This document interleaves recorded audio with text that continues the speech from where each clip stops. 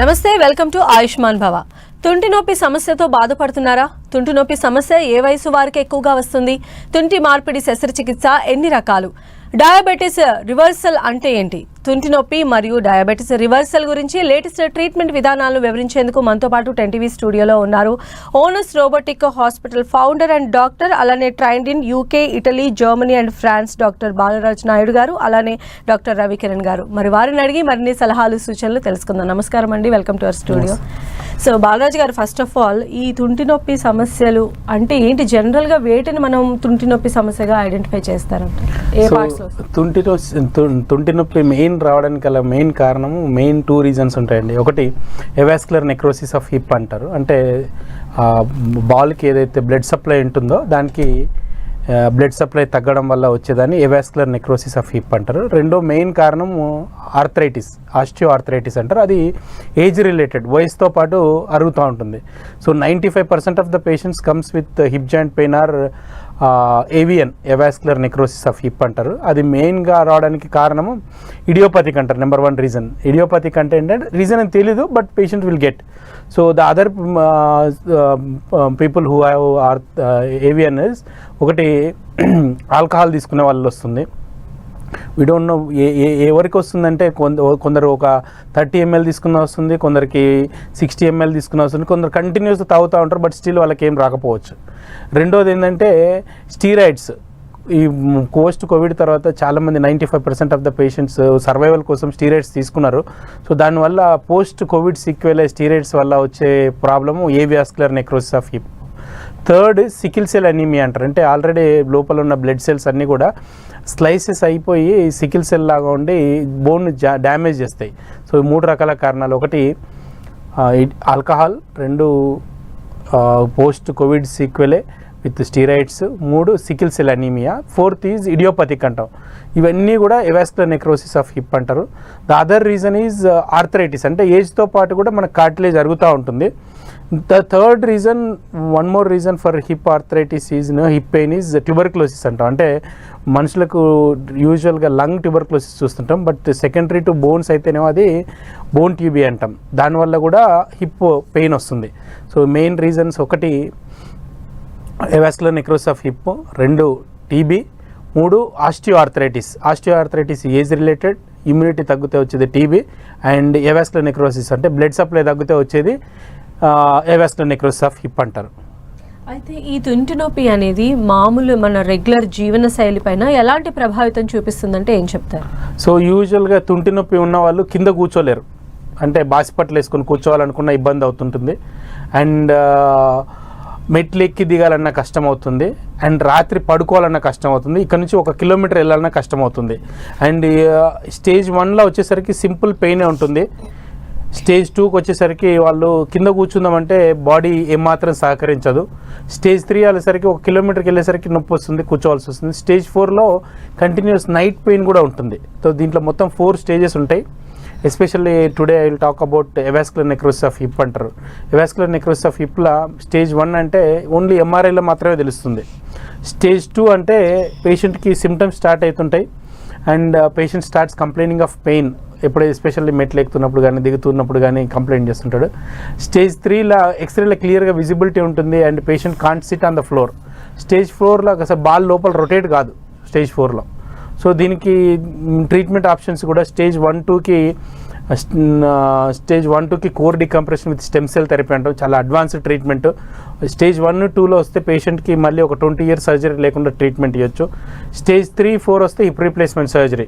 So hip replacement సర్జరీని మేము forgotten hip surgery అంటాం. అంటే ఒకసారి పేషెంట్కి సర్జరీ చేసిన తర్వాత రైట్ కానీ లెఫ్ట్ కానీ ఎటు సైడ్ చేసినా కూడా పేషెంట్ గుర్తుపట్టలేడు. And nobody will recognise. Family life కానీ వాళ్ళు కింద కూర్చోవచ్చు, డ్యాన్స్ చేయొచ్చు, మెట్లు ఎక్కొచ్చు, దిగొచ్చు, ఇండియన్ టాయిలెట్స్ వాడచ్చు. చాలా మందికి ఇది తెలియక హిప్ రిప్లేస్మెంట్ సర్జరీ అంటే భయపడతా ఉంటారు. So we are doing surgeries from 18 years old నుంచి అరౌండ్ 95 years వరకు చేస్తున్నాము. చాలా బాగున్నారు. సో అద్భుతమైన గిఫ్ట్ ఏంటంటే హిప్ రిప్లేస్మెంట్ సర్జరీలో ఫర్గాటన్ సర్జరీ అంటాం. ఒక పేషెంట్కి సర్జరీ చేసిన తర్వాత రైట్ సైడ్ లెఫ్ట్ సైడ్ చేసినా కూడా మీరు గుర్తుపట్టలేరు. So that is the beauty of replacement surgery. Okay, దీని గురించి ఇంకా డిస్కస్ చేద్దామండి. కాలర్స్ ఉన్నారు మనతో పాటు. ఫస్ట్ కాలర్ శంకర్ యాదవ్ గారు. హలో. హలో అమ్మా, నమస్కారం అండి, మీ సమస్య డాక్టర్ గారికి చెప్పండి. గుడ్ ఆఫ్టర్నూన్ డాక్టర్ గారు. Good afternoon sir. Interested topic తో ఇవాళ వచ్చారు లైవ్ లోకి, చాలా హ్యాపీగా ఉంది. రిగార్డింగ్ డయాబెటిక్ గురించి ఎప్పుడైతే మీరు స్క్రోల్ ఆన్ వచ్చిందో అది ఇంట్రెస్టెడ్ వచ్చి కాల్ చేశా. డయాబెటిక్ రివర్సల్ ఇది చాలా ఇప్పుడు పాపులర్ గా ఉంది సోషల్ మీడియాలోని, యూట్యూబ్ లో, సో అన్ని మాధ్యమాల్లో కనబడుతోంది. But I'm also diabetic, I'm suffering from 11 years అన్నమాట. So is it possible? అంటే నేను అలోపతి, హోమియోపతి, న్యాచురోపతి, సప్పతీస్ చూసేశాను. But is it possible? అదేంటి ఒక్కసారి వివరించగలరా sir? Yes sir, very good question. I am an orthopedic surgeon. Dr. Ravi Kiran will be completely explaining about the diabetic reversal. నేను కూడా యాక్చువల్గా ఇంతకుముందు 118 kgs ఉండేవాడిని, 42 kgs in 10 monthsలో తగ్గాను. బట్ అన్ఫార్చునేట్గా no diabetes, no hepatitis, no thyroid. But Ravikiran గారి యొక్క సమక్షంలో మేము కంప్లీట్గా డయాబెటీస్ రివర్సల్ అంటే ఏంటి దాని గురించి డీటెయిల్గా చెప్తారు నెక్స్ట్ కమింగ్ సెషన్లో. ఓకే, సో రవి గారు చెప్పండి అయితే, వాట్ ఈస్ డయాబెటిక్ రివర్సల్? నమస్తే అండి, నేను doctor P Ravikiran, general physician and diabetologist at owners robotics hospital, Champapet. జనరల్గా డయాబెటీస్ రివర్సల్ గురించి టాపిక్ వచ్చింది కాబట్టి చెప్తున్నానండి. జనరల్గా డయాబెటీస్ ఎందుకు వస్తుంది అంటే ద ఫస్ట్ అంటే మూల కారణం ఏంటిదంటే ఇన్సులిన్ రెసిస్టెన్స్. అంటే ఎప్పుడైతే మనిషికి ఇన్సులిన్ సరిగ్గా పనిచేయదో, బాడీలో ఇన్సులిన్ హార్మోన్ సరిగ్గా పనిచేయదో అప్పుడు డయాబెటీస్ వస్తుంది. సో జనరల్గా ఇన్సులిన్ రెసిస్టెన్స్ రావడానికి 2 main reasons ఉంటాయి. One is high carbohydrate diet, అంటే మనం తినే ఫుడ్లో సింపుల్ కార్బోహైడ్రేట్స్ ఎక్కువ ఉండడం వల్ల ఏదైతే ఇన్సులిన్ ఏదైతే పని ఉంటుందో సెల్స్లోకి షుగర్ని పుష్ చేయడమో అది ఇన్సులిన్ చేస్తుంది. సో ఎప్పుడైతే మనం హై కార్బోహైడ్రేట్ డైట్ చేయడం వల్ల కానివ్వండి, నిశ్చల జీవనశైలి ఉండడం వల్ల కానివ్వండి, వీటి వల్ల ఇన్సులిన్ రెసిస్టెన్స్ పెరుగుతుంది. సో డయాబెటీస్ రివర్సల్ అనేటప్పుడు మనం ఏం చేయాలి అంటే the main core will be reversing the insulin resistance. So insulin resistance ఎలా రివర్స్ చేస్తామనేదే మన key point in diabetes reversal. So the main point is patient should be advise low carbohydrated. అంటే patient వయసుని బట్టి, ఏజ్ని బట్టి, వాళ్ళ ఫిజికల్ యాక్టివిటీని బట్టి మనం ఒక డైట్ క్యాలరీ ప్లాన్ అనేది ఒక డిసైడ్ చేసుకోవాల్సి వస్తుంది, which will have low carbohydrates. అప్పుడు లో కార్బోహైడ్రేట్స్ ఉంటే అడ్వాంటేజ్ ఏమవుతుందంటే ఇన్సులిన్కి the work for insulin will be reduce. అంటే ఏదైతే షుగర్స్లోకి సెల్ని పుష్ చేయడానికి ఏదైతే పని ఉంటుందో అది రెడ్యూస్ అవుతుంది. సో లో carbohydrate diet will be one thing. And next ఇది ఎక్సర్సైజ్ మనకి ఎలా హెల్ప్ చేస్తుంది అంటే జనరల్గా ఇన్సులిన్ ఏదైతే పనిచేస్తుందో షుగర్స్ని సెల్స్లోకి పుష్ చేయడమో, ఇన్సులిన్ అవసరం లేకుండా ఎక్సర్సైజ్ ద్వారా కూడా మనము సెల్స్లోకి షుగర్ని పుష్ చేయొచ్చు.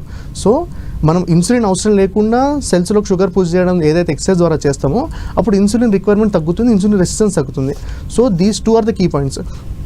మీకు టాబ్లెట్స్ వాడుతున్నారు అవన్నీ secondary. First low carbohydrate diet which is specific for a patient, అంటే తన పేషెంట్ని ఏ పేషెంట్కి ఆ పేషెంట్కి స్పెసిఫిక్గా ఇవ్వడం ఒకటి. అండ్ ఫిజికల్ యాక్టివిటీ కూడా ఎలా చెప్తాము అంటే weekly 150 minutes of moderate physical activity. జనరల్గా వయసు ఎక్కువ ఉన్న వాళ్ళకి కానివ్వండి, తక్కువ ఉన్న వాళ్ళకి కానీ చేంజ్ అవుతుంది. ఒకవేళ ఎల్డర్లీ వాళ్ళు ఉన్నారనుకోండి, వాళ్ళు ప్రాబ్లీ వాళ్ళ కార్డియాక్ కండిషన్స్ అవన్నీ చూసుకొని వాళ్ళకి ఎంతైతే చేయగలుగుతున్నారో అంతే చేయమని చెప్తాం. అది యంగ్ పేషెంట్స్ అంటే 40 years ఉండి ఏం హార్ట్ కండిషన్ అలా లేవనుకోరనుకోండి, డైలీ ఇంటెన్స్ ఎక్సర్సైజ్ ఎక్కువ చేయమని చెప్తాం. Because lifestyle changes are must for a diabetes reversal. And diabetes reversal అనేది that is not a permanent cure అండి. మీరు ఎన్ని రోజులైతే మీరు ఆ లైఫ్ స్టైల్ చేంజెస్ చేస్తూ ఉంటారో అప్పటిదాకా ఉన్న డయాబెటీస్ని మెడికేషన్స్ లేకుండా కంట్రోల్ చేసుకోగలుగుతాము అండ్ డయాబెటీస్ రివర్స్ అయ్యి ఉంటుంది. వన్స్ యూ అగైన్ ఆ లైఫ్ స్టైల్ కనుక మనం చేయలేకపోయినా ఉంటే మళ్ళీ మనకి డయాబెటీస్ వచ్చే ఛాన్సెస్ ఉంటాయి. అలా రవికిరణ్ గారు, అంటే మీరు చెప్తూ ఉన్నప్పుడు ఇప్పుడు డైట్ అలానే మన లైఫ్ స్టైల్ మోడిఫికేషన్తో డయాబెటీస్ని కంట్రోల్ చేయొచ్చు, ఇది సాధ్యమని. అంటే చాలామంది కూడా ఎక్కువ టాబ్లెట్స్ యూజ్ చేసి వాటిపైన ఎక్కువ డిపెండ్ అవుతూ ఉంటారు. ఇప్పుడు మీరు చెప్పేటువంటి ఈ మెథడాలజీ ఎప్పటి నుంచి స్టార్ట్ చేసినట్లయితే ఈ డయాబెటీస్ని కంట్రోల్లో ఉంచుకునేటువంటి ఛాన్సెస్ ఉంటాయి? జనరల్గా చూడండి, medications play an important role. అంటే టాబ్లెట్స్ అనేది విల్ ప్లే కీ రోల్. కానీ ఎప్పుడు once you have did our lifestyle changes, అంటే లో కార్బోహైడ్రేట్ డైట్, అంటే లో కార్బోహైడ్రేట్ అంటే సింపుల్ కార్బోహైడ్రేట్స్ని అవాయిడ్ చేయడం, లైక్ పాలిష్డ్ రైస్ కానివ్వండి, లేదంటే షుగర్స్ కానివ్వండి, ఏదైనా జ్యూసెస్ కానివ్వండి, ఇట్లాంటివన్నీ కంప్లీట్గా అవాయిడ్ చేయాల్సి వస్తుంది. ఇవి అవాయిడ్ చేస్తూనే మీరు కనుక ఫిజికల్ యాక్టివిటీ చేశారనుకోండి, అప్పుడు మీరు వాడాల్సిన మెడిసిన్స్ కానివ్వండి, ఇన్సులిన్ రిక్వైర్మెంట్ తగ్గచ్చు, మీరు పర్ఫెక్ట్ పర్ఫెక్ట్గా మెయింటైన్ చేసినట్టయితే మొత్తానికి అవాయిడ్ కూడా చేయొచ్చు. అయితే డయాబెటీస్ రివర్సల్ అనేది కూడా ఒకవేళ లెస్ దాన్ 60 years ఏజ్ ఉన్నారనుకోండి, there are high probability that the patient can go into diabetes reversal. ఎందుకంటే వయసు పెరిగే కొద్దీ మనకి డైట్లో కానివ్వండి, ఫిజికల్ యాక్టివిటీ కానీ లిమిటేషన్స్ వచ్చేస్తాయి. దానివల్ల డయాబెటీస్ రివర్సల్ అనేది కొంచెం కష్టం అవ్వచ్చు కానివ్వండి. లెస్ దాన్ 60 years వాళ్ళకి if the patient is motivated enough, అంటే వాళ్ళు కనుక మంచిగా మోటివేటెడ్ అయి ఉన్నారనుకోండి, there are very high chances that diabetes reversal can be attend. And a patient ఇప్పుడు ఇన్సులిన్ తీసుకుంటే ఇప్పుడు ఉన్న పేషెంట్స్కి కూడా మనం డయాబెటీస్ రివర్సల్ స్టే చేయగలుగుతాం. ఎందుకు అంటే we are not doing any magic, we are only going behind the science. మనకి ఇన్సులిన్ రిక్వైర్మెంట్ తగ్గియడము, ఇన్సులిన్ అవసరం లేకుండా షుగర్ యూటిలైజ్ చేయడం, these two are proven beyond science. So ఇప్పుడు ఇన్సులిన్ తీసుకుంటే వాళ్ళకి కూడా if they are motivated enough, we can remove the need for insulin or reduce the need for insulin for their sugars. Next caller ఉన్నారండి, మార్గం రాజు గారు. రాజు గారు, చెప్పండి madam. మీ సమస్య చెప్పండి డాక్టర్ గారికి. అది మేడం, కొద్దిగా మన కాళ్ళు మొత్తం మంటలు వేస్తున్నాయి, నరాలు మొత్తం నడవేస్తారు మొత్తం కాళ్ళు చేతులు. మీకు షుగర్ ఉందా అండి? షుగర్ ఉంది సార్. అంటే జనరల్ ఏమవుతుందంటే అండి, షుగర్ కనుక చాలా రోజుల నుంచి ఎక్కువ ఉందనుకోండి, ఆ షుగర్ మన నరాలని తినేస్తుంది, లోపల నుంచి నరాలను డ్యామేజ్ చేస్తుంది. దానివల్ల డయాబెటిక్ న్యూరోపతి అంటాం. సో జనరల్గా మీకు అలాంటి మంటలు అవ్వడం కానీ తిమ్మిర్లు ఎక్కడం లాంటి ప్రాబ్లం అవుతుంది అంటే షుగర్ సరిగా కంట్రోల్ అవ్వట్లేదు అని అర్థం. అయితే మీకు డైట్ అండ్ లైఫ్ స్టైల్ చేంజెస్తో పాటు ఇఫ్ నీడెడ్ మనం మెడిసిన్స్ కూడా మార్చుకోవాల్సి వస్తుంది. ఒకసారి అవన్నీ చేయాలి అంటే మనకి మీ కిడ్నీ ఎలా ఉంది, మీ కంటి చూపు ఎలా ఉంది, అండ్ మీ షుగర్ రిపోర్ట్స్ అన్నీ ఎలా ఉన్నాయో చూడాల్సి వస్తుంది. ఒకసారి మీరు హాస్పిటల్ కనుక రాగలిగినట్టయితే మేము ఒకసారి చూసుకొని దానికి ట్రీట్ చేయగలుగుతాం. నెక్స్ట్ కాలర్ ఉన్నారండి, లక్ష్మి గారు. లక్ష్మి గారు, నమస్తే అండి. మీ సమస్య చెప్పండి అమ్మా. నాకు షుగర్ ఉందండి. ఓకే. 18 years నుంచి ఉందండి. అయితే నేను టాబ్లెట్స్ అవి వాడకుండా డైట్ కంట్రోల్ గా ఉండేదానండి. కానీ ఇప్పుడు 3 years నుంచి కంట్రోల్ అవ్వట్లేదండి. మీరు గ్లైకోమైడ్ 250 వాడుతున్నానండి నేను. అయితే డైట్ మీరు రైస్ మానేయమంటున్నారండి, ఏం తీసుకోవాలి? చపాతీ కూడా మంచిది కాదంటున్నారు, అసలు ఏం తినాలని షుగర్ పేషెంట్, అది మీరు వివరంగా చెప్పాలి. మంచి క్వశ్చన్ అమ్మా. జనరల్గా ఏదన్నా కానివ్వండి, మనం తినే ఫుడ్లో కార్బోహైడ్రేట్స్ ఉంటాయి. Simple carbohydrates, complex carbohydrates. జనరల్గా మనం తినే పాలిష్ రైస్ కానివ్వండి, లేదంటే ఫ్రూట్ జ్యూసెస్ కానివ్వండి, లేదంటే మనకి ప్యాకెట్స్లో వచ్చే ప్రాసెస్ ఫుడ్ ఉంటుంది చూడండి, అవంతా సింపుల్ కార్బోహైడ్రేట్స్. అంటే అవి ఏమవుతుందంటే మనం తిన్నెంబడే కడుపులో నుంచి ఎమ్మడే డైజెస్ట్ అయిపోయి షుగర్స్ ఇమ్మీడియట్గా రైజ్ అవుతాయి. అలా కాకుండా కాంప్లెక్స్ కార్బోహైడ్రేట్స్ అని ఉంటాయి. జనరల్ ఓట్స్ కానివ్వండి, లేదంటే జొన్నలతో చేసిన చపాతీస్ రొట్టెలు కానివ్వండి, గోధుమ పిండి రొట్టెలైనా కానీ తినవచ్చు. రైస్లో చూసుకుంటే కనుక బ్రౌన్ రైస్ అంటే అన్పాలిష్డ్ రైస్ ఉంటుంది చూడండి, అది. ఇవన్నీ ఏంటిదంటే కాంప్లెక్స్ కార్బోహైడ్రేట్స్. ఇవి తిన్నప్పుడు మనకి ఏమవుతుందంటే ఇమ్మీడియట్గా డైజెస్ట్ అవ్వు, దే విల్ టేక్, అంటే కొంచెం టైం తీసుకొని డైజెస్ట్ అవుతాయి. సో అలా అయినప్పుడు ఏమవుతుందంటే మీకు తిన్నప్పుడే షుగర్ స్పైక్ రాదు. సో జనరల్గా మీకు ఏదైతే రైస్ తింటున్నా అన్నారు చూడండి అమ్మా, అది అవాయిడ్ చేయాల్సి వస్తుంది. సో ఆ కాంప్లెక్స్ కార్బోహైడ్రేట్, ఆ సింపుల్ కార్బోహైడ్రేట్స్ని అవాయిడ్ చేసి మనము మీ హైట్, మీ వెయిట్ అండ్ మీ ఫిజికల్, అంటే మీరు ఎంత వర్క్ చేస్తున్నారంటే వాకింగ్ చేస్తున్నారా, ఇంట్లో వర్కే చేసుకుంటారా, ఆఫీస్కి వెళ్తున్నారా, లేదంటే రోజు ఎన్ని కిలోమీటర్లు నడుస్తున్నారు, దాన్ని బట్టి మనం ఒక సరిపోను క్యాలరీస్ అమౌంట్ క్యాలిక్యులేట్ చేసుకుంటాం. ఆ సరిపోను క్యాలరీస్ అమౌంట్ క్యాలిక్యులేట్ చేసుకున్నప్పుడు అందులో లెస్ దాన్ 45% అనేది మనకి కార్బోహైడ్రేట్ నుంచి రావాల్సి వస్తుంది. లెస్ దాన్ 30% తీసుకున్నారంటే దాన్ని లో కార్బోహైడ్రేట్ డైట్ అంటారు. సో జనరల్గా మీ రిక్వైర్మెంట్ని బట్టి పర్సెంట్ టు పర్సెంట్ చూసుకొని మనం చేంజెస్ చేసుకోవచ్చు. మీరు ఏదైతే గ్లైకోమైడ్ 250 టాబ్లెట్ వాడుతున్నారో దాన్ని కూడా మనం కొంచెం చేంజెస్ చేసుకోవాల్సి వస్తుంది. Diet with life style with change in medication మీకు అవసరం ఉందమ్మా. ఒక్కసారి మా దగ్గర కన్నారండి, లేదంటే ఎక్కడైనా ప్రొఫెషనల్ ఉంటే వాళ్ళ దగ్గరికి వెళ్ళాల్సి వస్తుంది మీరు. నెక్స్ట్ కాలర్ అండి, హనుమంతరావు గారు ఉన్నారు. హనుమంతరావు గారు, నమస్తే అండి. చెప్పండి మీ సమస్య. నాకు ఈ ఒక 10 రోజుల నుంచి తుంటి నొప్పి వస్తున్నది నడువులలో. ఓకే. ఆ తుంటి నొప్పి కోసం ఏమన్నా చెప్తారా? మొకాళ్ళ నొప్పి ఉన్నది, తుంటి నొప్పి రెండు ఉన్నాయి నాకు. ఓకే అండి, బాలరాజు గారు మీకు ఆన్సర్ ఇస్తారు. సార్ చెప్పండి. సార్, మీకు తుంటి నొప్పి రావడానికి గల కారణం మెయిన్ ముందు చెప్పాను. మీకు యూజువల్గా తుంటి నొప్పి రాదు, వచ్చిందంటే దానికి మెయిన్ కారణం 95% రీజన్స్ ఏదైనా అరుగుదల అని ఉండాలి, లేకపోతే దానికి బ్లడ్ సప్లై అయినా తగ్గి ఉండాలి. సో మీకు దగ్గరలో ఉన్న డాక్టర్ గారి దగ్గరికన్నా వెళ్ళి ఎక్స్రే చేయించుకోండి.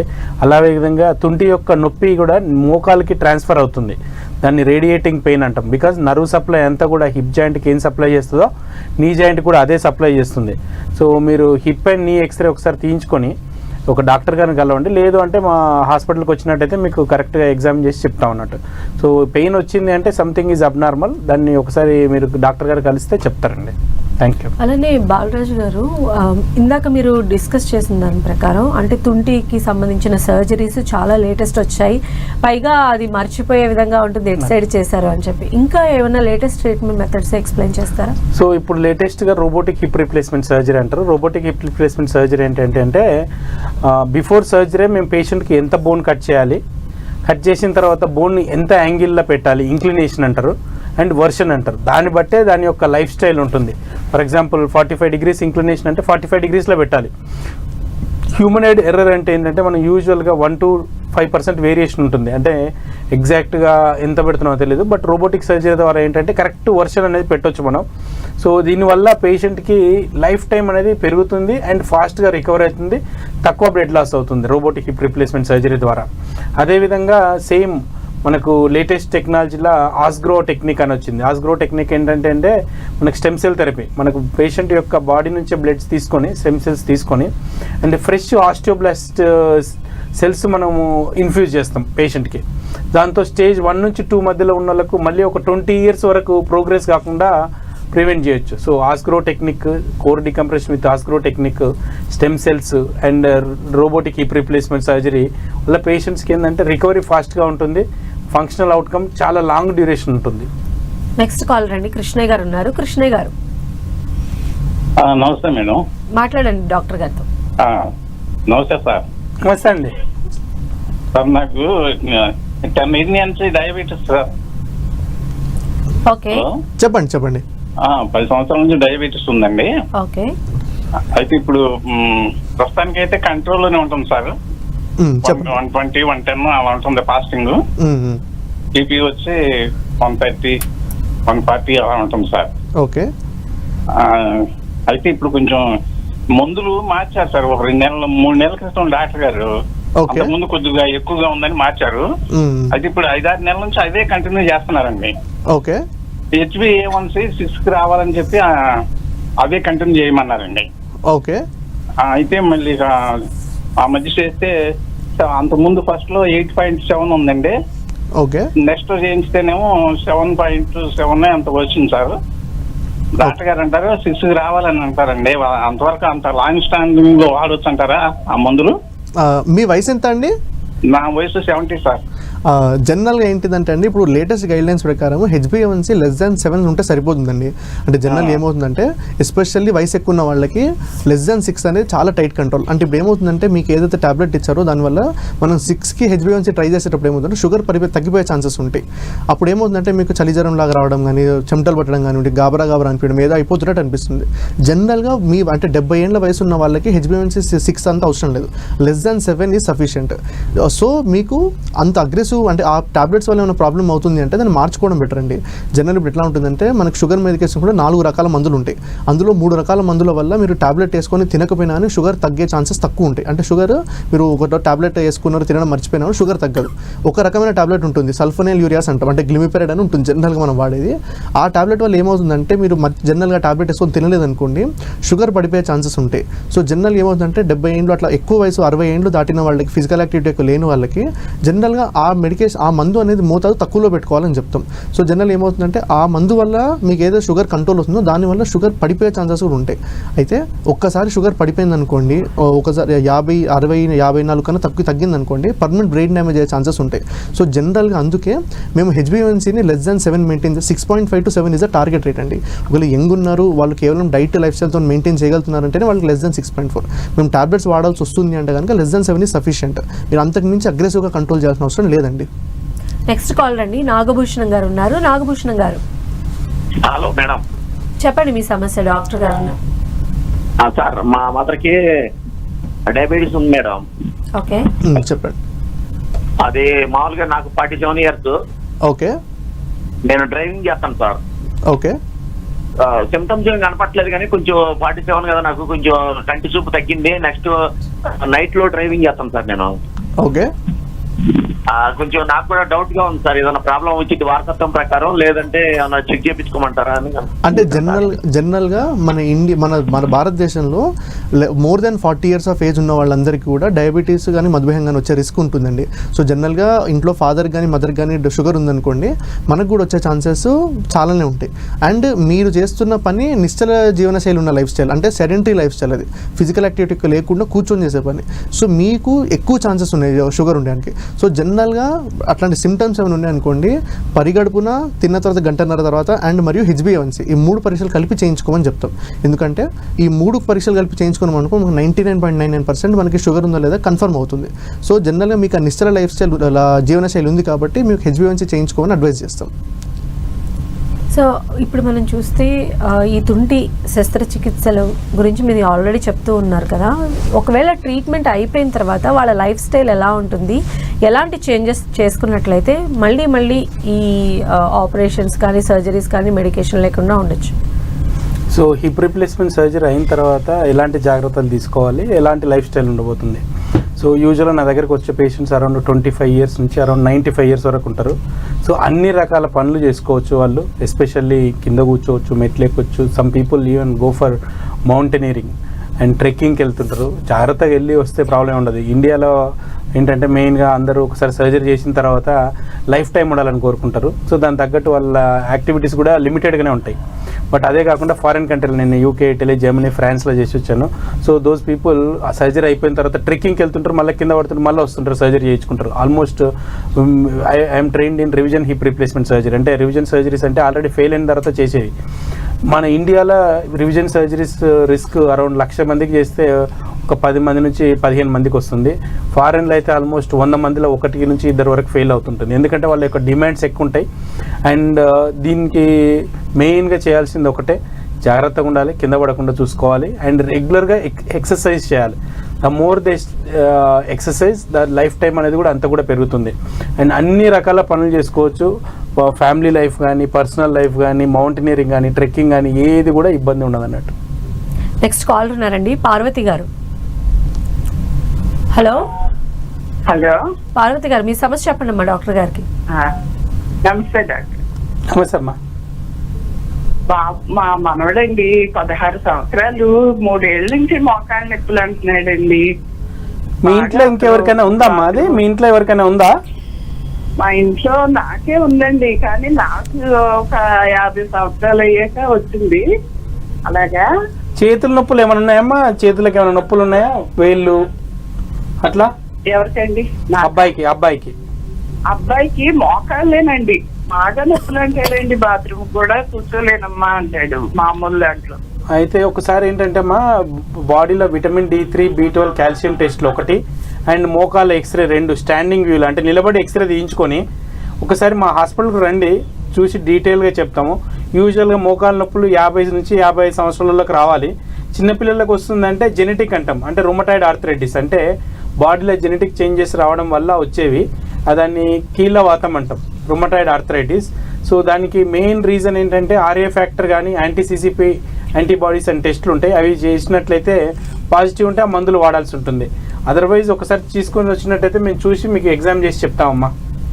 అలానే రవికిరణ్ గారు, ఇప్పుడు డయాబెటిక్ రిహార్సల్ ద్వారా దాన్ని కంట్రోల్ చేయొచ్చు అని చెప్తున్నారు. అదేవిధంగా మరో దీర్ఘకాలిక సమస్య బీపీ. అసలు బీపీ ఎందుకు వస్తుంది, దీన్ని ఎలా కంట్రోల్ చేసేటువంటి అవకాశం ఉంటుంది? జనరల్గా షుగర్ కానివ్వండి, బీపీ కానివ్వండి, హై కొలెస్ట్రాల్ కానివ్వండి, ఒబేసిటీ కానీ, ఊబకాయం కానీ, ఈ 4 కూడా మెటబాలిక్ సిండ్రోమ్ అంటామండి. అంటే జనరల్గా ఇవన్నీ ఏంటంటే మన లైఫ్ స్టైల్ వల్ల కానివ్వండి, మన ఫుడ్ హ్యాబిట్స్ వల్ల కానీ వచ్చే ప్రాబ్లమ్స్ ఇది. సో జనరల్గా కూడా చూడండి, కొన్ని సంవత్సరాలు ఒక పర్సన్కి బీపీ ఉందనుకోండి, షుగర్ ఉందనుకోండి, ఆటోమేటిక్గా ఇంకో ప్రాబ్లం వచ్చేస్తుంది. అండ్ ఈ 2 ప్రాబ్లమ్స్ ఉన్న వాళ్ళందరూ కూడా 90% వల్ల కొలెస్ట్రాల్లో ప్రాబ్లం ఉంటుంది. ఇది ఎందుకు అవుతుందంటే ఈ 4 రోగాలు కూడా ఒకటే కారణం వల్ల వస్తుంది, life style and diet changes. అంటే మనం తినే ఫుడ్ వల్ల కానివ్వండి, లైఫ్ స్టైల్. బీపీ ఎందుకు వస్తుంది అని అడిగా చూడండి, అందులో మెయిన్ కారణం ఏంటంటే ఉప్పు ఎక్కువ తినడం. ఉప్పు అంటే సోడియం. జనరల్గా ఈ కాలంలో ఏమవుతుందంటే ప్రాసెస్డ్ ఫుడ్, అంటే బయట చేసే హోటల్స్లో చేసే ఫుడ్ కానివ్వండి, లేదంటే మనకి ప్యాకెట్ల రూపంలో అవైలబుల్ ఉన్న ఫుడ్ కానివ్వండి, వీటిలో సోడియం మోతాదు చాలా ఎక్కువ ఉంటుంది. ఎందుకు అంటే దాన్ని నిలవబెట్టడానికి, అంటే ప్రిజర్వ్ చేయడానికి వాళ్ళు సోడియం ఎక్కువ వాడతారు. సో మనం రెగ్యులర్గా బయట తినడం కానీ కానివ్వండి, లేదంటే ఉప్పు ఎక్కువ ఉన్న పికిల్స్ లాంటివి తిన్నాం అనుకోండి, ఆ సోడియం అనేది మన బాడీని ఎఫెక్ట్ చేస్తుంది. అది ఒక మెయిన్ కారణం, సోడియం ఎక్కువడం. Next thing is stress. అంటే మనకి ఫిజికల్ కానివ్వండి, మెంటల్ స్ట్రెస్ కానీ ఎక్కువ ఉన్నప్పుడు కనుక బాడీలో లైఫ్ అంటే కొన్ని ఫ్లైట్ అండ్ ఫైట్ హార్మోన్స్ అని ఉంటాయి, అంటే ఆ స్ట్రెస్ని హ్యాండిల్ చేసే హార్మోన్స్ ఉంటాయి. అవి ఎక్కువ ఉన్నప్పుడు అవి పర్సిస్టెంట్గా ఎక్కువ ఏమవుతుందంటే దానివల్ల రక్తనాళాల మీద, గుండె మీద ఎఫెక్ట్ పడుతుంది. ఈ ఎఫెక్ట్ వల్ల మనకి బీపీ అనే ప్రాబ్లం వస్తుంది. అంటే థర్డ్ మెయిన్ కారణం ఏంటిదంటే నిశ్చల జీవనశైలి. దీనికి కూడా నిశ్చల అంటే మనం ఎక్కువసేపు సెడెంటరీ లైఫ్ స్టైల్ నుండి కూర్చున్న వాళ్ళకి ఎక్కువ వరకు బీపీ వచ్చే ఛాన్సెస్ ఉంటాయి. సో ఈ 3 మెయిన్ కారణాలు బీపీ రావడానికి. కంట్రోల్ చేయడం ఎలా అంటే first thing is salt restriction, అంటే ఉప్పు తగ్గాల్సి వస్తుంది. జనరల్ ఇంట్లో తినే ఉప్పు కానివ్వండి, లేదు అంటే బయట అంటే ప్రాసెస్ ఫుడ్, ఎస్పెషల్లీ ప్యాకెట్స్లో చిప్స్ లాంటివి కానివ్వండి, అంటే ఎటువంటివన్నా స్టోరేజ్ చేసే ఫుడ్ అన్నిటి కూడా అవాయిడ్ చేయాల్సి వస్తుంది. హోటల్స్లో ఫుడ్ కానివ్వండి అన్నీ కూడా అవాయిడ్ చేయాల్సి వస్తుంది. And next is brisk walking. అంటే ఎట్లా ఉంటుందంటే ఆయాసం వచ్చేటట్టు నడవడం, డైలీ అట్లీస్ట్ ఒక 20 minutes to half an hour నడవాల్సి వస్తుంది. That will help in reducing BP. And meditation techniques కానివ్వండి, ప్రాణాయామ కానివ్వండి, that is a science based technique, JPMR technique అని ఉంటుంది. ఏంటంటే శ్వాస తీసుకొని శ్వాస వదలడం. ఇట్లాంటి టెక్నిక్స్ చేస్తే కూడా మనకి స్ట్రెస్ని హ్యాండిల్ చేయడానికి హెల్ప్ అవుతుంది. సో ఈ 3 టెక్నిక్స్ ద్వారా మనం బీపీ కంట్రోల్ చేయొచ్చు. Okay, right. Thank you so much అండి బాలరాజ్ నాయుడు గారు. థ్యాంక్ యూ సో మచ్ అండి రవికిరణ్ గారు. ఇది ఇవాల్టి ఆయుష్మాన్ భవ. చూస్తూనే ఉండండి 10 TV.